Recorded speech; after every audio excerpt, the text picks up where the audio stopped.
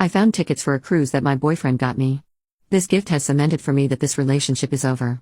I need to let this out without getting pushback from family and friends who think his gift is romantic. My birthday is coming up in a few months, and 3 days ago, I found out what my birthday present was, which are tickets to a cruise. His sister spilled the news thinking I would be excited, and I'm not. We live together and I found the gift and know it's for me. I sound so ungrateful, but I'm not. This gift just proves to me that things will never change. The first thing is this gift isn't for me. I do not like cruises because I get really bad seasickness and nothing I do helps. I also told him what I wanted to do for my birthday, which was go to a Ren Fair festival. I have already taken a week off from work for it in preparation to go to this fair. I have purchased tickets and I'm saving months to months so that I have spending money without it affecting finances at home. Why would he book tickets the same time as the time I took off to go to this festival? Also, this cruise wasn't cheap at all, so it's basically wasted money because I'm not going.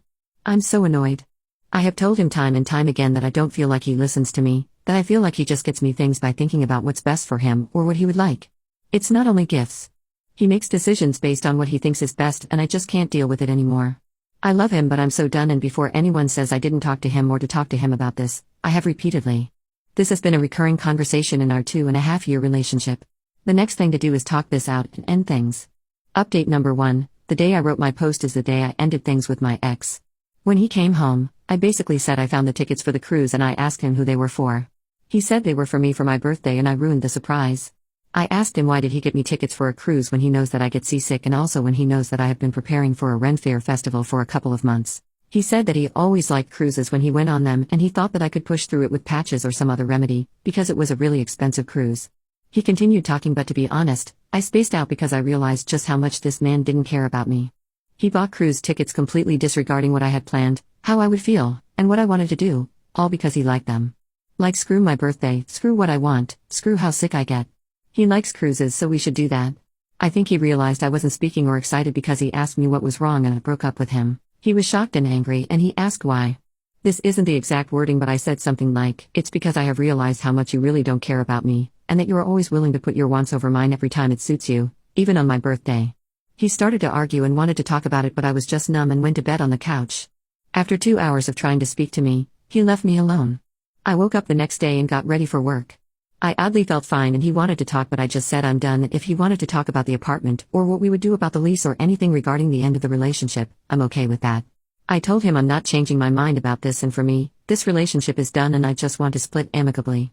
While I was at work that day, I had free time and I wrote down every instance I could remember just in the last 6 months of him choosing his wants and needs over mine. It was nearly 3 pages front to back, and I didn't even realize how much I let go off because he didn't want to do it. When I went home and he tried to talk again, I gave him the list and I explained what it was. He left me alone the rest of the second night. He's still not accepting the breakup. He wants to do couples therapy now, or even go on a break, because he realizes how much he has done, but nope, I'm not doing it. I'm not trying to be mean or harsh to him, but I don't want to give him false hope. I also feel weirdly okay but also numb at the same time. What I have to deal with now is breaking the lease, which he isn't willing to do because he thinks we can move past this. So I'm going to talk to the leasing office and see my options. At least I have my birthday to look forward to as I deal with a relationship ending and having to find a new place to live. Update number 2, so I don't even know what to say about the past 2 weeks since I last posted. I had hoped to do a real quick update saying I was good, out of the lease, found a place, but I can't say that. First, the leasing office offered me a way out of the place, and it's really expensive.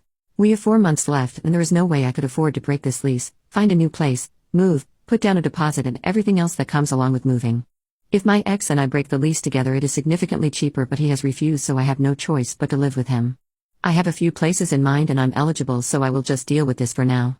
I moved all of my things to a storage unit and put all my important documents into a safe location elsewhere. I have to get furniture for my new place since it was his place I moved into, but other than that, I already have everything else you would need. When it comes to my ex, I don't even know how to describe what is happening. It honestly feels like these last 17 days have been happening to someone else. He won't let me out of the lease because he thinks we can fix this. First, he tried to gaslight me because he said the things on the list didn't happen. Jerk, where do you think I got an accurate recollection of what you did in the dates and text messages? When I told him that the text showed him either confirming what I said, doing the opposite, and then apologizing, his face dropped. You can lie all you want, but I literally have evidence to back up my memory. Then this brilliant idiot decided, you know what, I'm going to look at the list and pick things I did wrong and do them right. So he started picking things he had done wrong and then doing it right without any input from me. You know, it's the biggest brain bash to realize that he could have done this right from the start. None of these were mistakes. He knew exactly what he was doing and didn't care about what I wanted or needed if he thought his idea was better. I had people message me asking what was on the list, and you know what? When I find the time, I will rewrite the whole list with screenshots. I will give a few examples now. One was when I asked him to pick up an orchid for me since I would be working late all week. Orchids were my grandmother's favorite flower, and she died a couple of years ago. Sometimes I really miss her, so I get some of her favorite flowers, and having them around really helps my mood. He decided to pick up roses, and I remember seeing the roses and saying, "Why did you get me roses when I asked for an orchid?" and him saying that he thought these were better and prettier. Another example was when he took my car to a different mechanic because he thought the one I had used for 5 years was trying to scam me when he literally was going to patch up 2 tires that happened to get a nail. Did he even meet my mechanic? No, he didn't. He just decided to take my car somewhere else. I took my car to my mechanic, who charged me $20 to fix my 2 tires, and he's literally my friend. The last was when I was invited to a party that had an ex-friend invited who had tried to essay another friend of mine. I told my BF, "You can go, but I'm not going out of solidarity with my friend if that guy is going to be there." He promised that he had heard from the planner that the guy had said no to coming. He lied, and my friend and I were shocked to see the guy there. I almost lost my friendship with my friend because my ex thought that we shouldn't miss out on a party because he could prevent the guy from approaching us. My ex would do things like this all the time, and each time I would be livid because he promised to do something for me, and then would veto my decision to go for what he felt was best before discussing it with me. I take full responsibility for enabling this behavior, but I honestly thought at the time that I was compromising, and he fully took advantage of that. At the time I thought, wow, yeah, he's not doing what I wanted, but he's still doing these things, and it's misguided, but he's trying.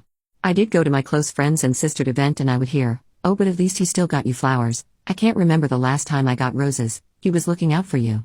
Some mechanics are leeches. He was trying to be a protector when he lied about the party. I realize now that these responses made me feel bad and helped me accept the behavior, because when I vented to my friends and sister, I got feedback that made it seem like I was ungrateful and that he was a boyfriend who made mistakes, but at least he tried. I also didn't realize the sheer amount of bull crap I put up with. Writing it down and seeing the list get longer and longer when you have barely scratched the surface, you're like, how did I get here? How did I let so many things slide? Where the heck did my backbone go? I will say the backbone is back, and I'm not tolerating any of this. Anytime my ex tries to talk to me about things not regarding the lease, I tell him to push through it. Your feelings are hurt, push through it. You still love me, push through it. You're in pain, push through it. You did something nice for me but I'm ignoring it, push through it. You paid for couples counseling and I didn't show up, push through it. I don't give a crap. He keeps asking why I'm fine, and honestly I think a part of me checked out a long time ago, grieved this relationship, and that part was waiting for the rest of me to catch up, and I have. As for my friends and family, I have told them the relationship is done and that's my decision and that it's none of their business. When a few of them tried to make me feel bad about the cruise and how they wish someone would do that for them, I told them that their husbands and boyfriends not even doing the bare minimum for them doesn't mean that I should accept my ex's crappy behavior. I told them that maybe they should concentrate on why their significant do nothing for them instead of trying to get me to accept things I don't want or need just because my ex happened to try. Not going to lie, that response took me a couple of hours to articulate, and some of them aren't talking to me now, but oh well. So that's my life currently. I'm living in the guest room and my ex is still trying. He's very annoyed and hurt, but that's not my problem. He is basically holding me hostage, so I don't care about his feelings. I have made it clear we are roommates. I don't cook, clean, or do anything for him. Honestly, I barely speak to him and I ignore his calls and texts when not at home. If he won't let me out of the lease, I will treat him like a stranger. I will not harm him or destroy any of his things, but I'm going to actively ignore his entire existence for the next 4 months. Either he deals with this or he lets me out of the lease. Other than that, I'm doing really good and working on myself and maintaining boundaries and not letting people take advantage anymore.